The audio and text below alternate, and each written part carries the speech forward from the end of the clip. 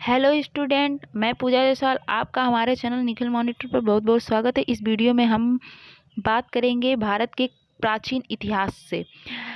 भारत के प्राचीन इतिहास से हम वन लाइनर क्वेश्चन लेकर आए हैं। यहाँ पर देख लीजिए, पहला क्वेश्चन दिया गया है कि इतिहास के आरंभिक काल को क्या कहा जाता है। जो भारत का इतिहास है, जो इतिहास के आरंभिक मतलब जो शुरुआत का काल यानी कि समय, जो शुरुआत का समय उसको क्या कहा जाता था, तो उसको पूरा पाषाण काल कहा जाता था।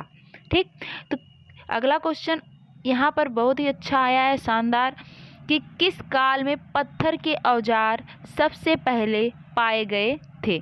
तो पूरा पाषाण काल में पत्थरों के औजार सबसे पहले पाए गए थे। अगला क्वेश्चन देख लीजिए, दिया गया है कि कौन सी सभ्यता अपने नगर नियोजन के लिए प्रसिद्ध है। तो सिंधु घाटी की सभ्यता जो है वो नगर नियोजन के लिए प्रसिद्ध है। नगर नियोजन मतलब कि इस सभ्यता में सबसे पहले नगरों की खोज हुई। जो सिंधु घाटी की सभ्यता की जब खोज हुई तो हमको हमारे इतिहास में यह पता चला कि सबसे पहले नगर बसाए गए थे। जो इस समय के नगर हैं, इसी के जैसे उस सिंधु घाटी की सभ्यता में नगर नियोजन थे। ठीक, उसके बाद आता है अगला क्वेश्चन नंबर 4। दिया गया है कि सिंधु घाटी सभ्यता का कौन सा स्थान सिंधु नदी के किनारे स्थित है। तो जो मोहनजोदड़ो है, मोहनजोदड़ो वो सिंधु नदी के किनारे बसा हुआ एक स्थान है, प्रसिद्ध स्थान है। वो सिंधु घाटी सभ्यता का सबसे प्रसिद्ध स्थान माना जाता है मोहनजोदड़ो, जो सिंधु घाटी की सभ्यता या सिंधु नदी के किनारे बसा हुआ है। ठीक, मोहनजोदड़ो का जो स्थानीय नाम है वो क्या है। अगला क्वेश्चन दिया गया है कि मोहनजोदड़ो का स्थानीय नाम। तो मोहनजोदड़ो मृतकों का टीला नाम से प्रसिद्ध था। अगला क्वेश्चन है यहाँ पर कि विशाल स्नानागार कहाँ मिले थे। तो विशाल स्नानागार के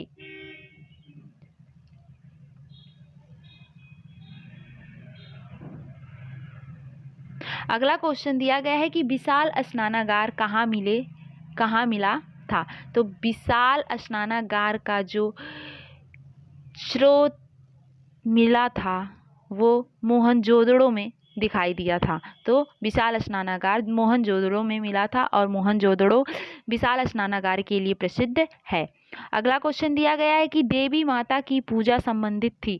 तो देवी माता की जो पूजा संबंधित थी वो सिंधु घाटी की सभ्यता के साथ संबंधित थी। सिंधु घाटी की सभ्यता के समय देवी माता की पूजा अर्चना की जाती थी और तभी से यह उस टाइम में नारियों की, देवी माता नारी थी, नारी की पूजा की जाती थी।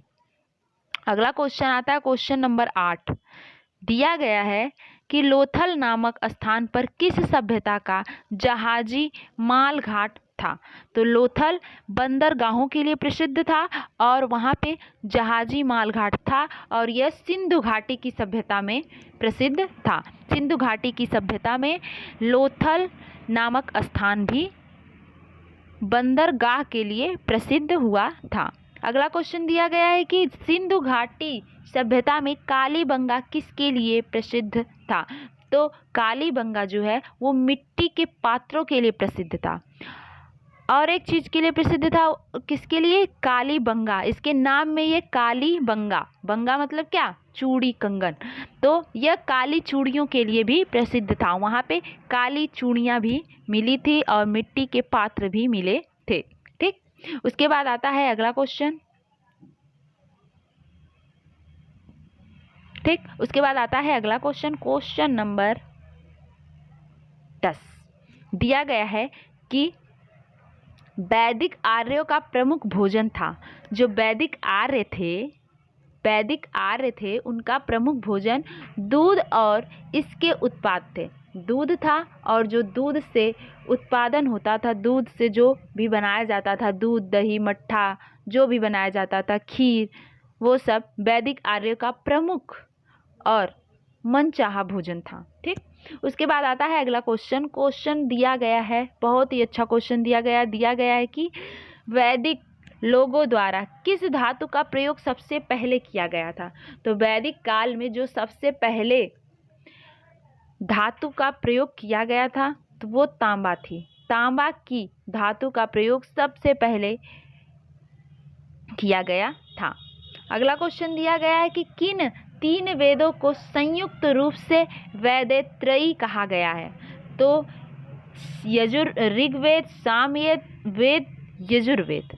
ऋग्वेद, सामवेद, यजुर्वेद को वेदत्रयी कहा गया है। उसके बाद आता है अगला क्वेश्चन आर्यों से। किनसे? आर्यों से। क्या दिया गया है? क्वेश्चन नंबर 13 दिया गया है कि आर्यों पूर्वों के साथ अपने संघर्षों में सफल रहे क्योंकि उन्होंने घोड़ा द्वारा चलाए जा रहे रथों का प्रयोग किया था। किसका प्रयोग किया था?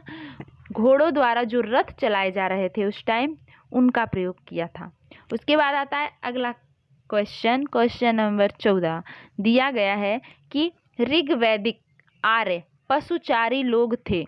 यह इस तथ्य से पुष्ट होता है कि ऋग्वेद में गाय के अनेक संदर्भ हैं। अधिकांश युद्ध गायों के लिए लड़े गए थे। अधिकांश जो युद्ध थे वो किसके लिए लड़े गए थे? गायों के लिए लड़े गए थे। और पुरोहितों को दिए जाने वाला उपहार प्रायः गायें होती थी, न कि जमीन। पहले के लोग पहले क्या करते थे? गायों का दान करते थे। अभी भी गायों का दान करते हैं लेकिन बहुत कम हो गया है। लेकिन पहले के जो ब्राह्मणों को जो दान की जाती थी और लोगों को दान की जाने वाली जो वस्तु थी वो कुछ नहीं थी, जमीन नहीं थी, गायें थी। गायों को प्राय रूप से गौदान करके पुण्य प्राप्त करते थे। आइए अगला क्वेश्चन देखते हैं। दिया है कि आर्यन जनजातियों की प्राचीनतम बस्ती कहाँ है? आर्यन जनजातियों की प्राचीनतम बस्ती सप्त सिंधु में है। कहाँ है? सप्त सिंधु में है। अगला क्वेश्चन दिया गया है राज्याभिषेक समारोह का विवरण किसमें किया गया है?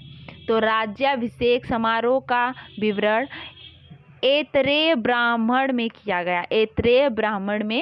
गया है।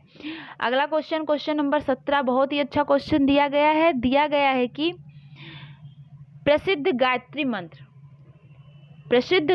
मंत्र कहाँ से लिया गया है?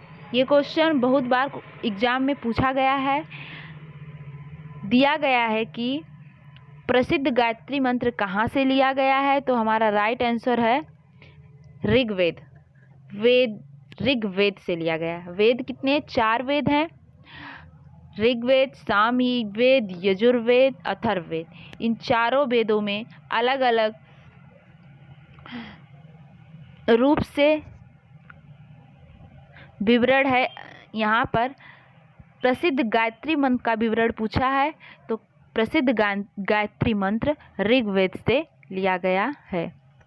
अगला क्वेश्चन नंबर 18 दिया गया है कि किस विदुषी ने वाद विवाद में अजेय याज्ञवल्क्य को चुनौती दी थी?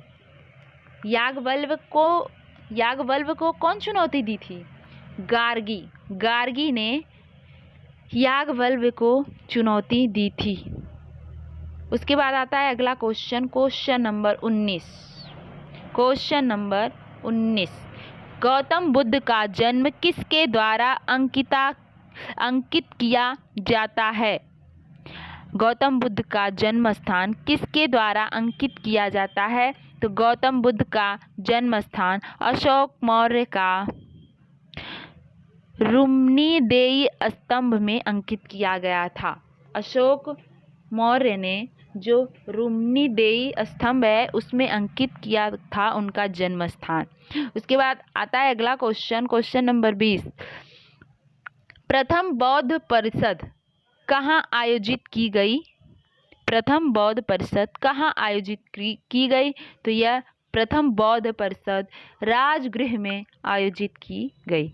ओके, हमारे 20 क्वेश्चन कंप्लीट हो गए हैं। हम अगले वीडियो में और भी वन लाइनर टाइप के क्वेश्चन इतिहास के लेकर आएंगे। तब तक हमारे चैनल पर बने रहिए और चैनल को सब्सक्राइब नहीं किए हैं तो सब्सक्राइब कर दीजिए और वीडियो को अधिक से अधिक लोगों में शेयर कर दीजिए।